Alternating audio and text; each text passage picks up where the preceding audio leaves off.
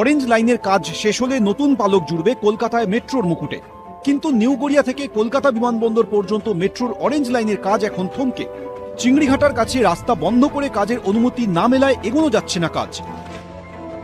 কলকাতার অন্যতম ব্যস্ত ট্রাফিক পয়েন্ট বাইপাসে চিংড়িঘাটা মোড়, আর সে কারণেই সেইখানে কাজ করার জন্য মিলছে না লম্বা ট্রাফিক ব্লক, এবং সেজন্য অরেঞ্জ লাইনে চিংড়িঘাটা মোড়ে যে গার্ডার বসানোর কাজ পিলারের ওপর, সেটা থমকে রয়েছে দীর্ঘদিন ধরে। নিউ গড়িয়া থেকে কলকাতা বিমানবন্দর পর্যন্ত এই মেট্রো রুট বাইপাস থেকে চিংড়িঘাটার মোড় হয়ে ঢুকছে সেক্টর 5-এ, কিন্তু চিংড়িঘাটার মোড়ে কাজ আটকে রয়েছে।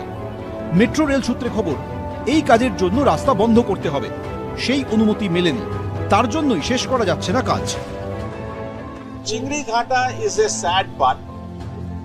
ये जो है हम लोग कोशिश करते रहे, बट लेकिन हम लोग को नहीं मिल रहा है।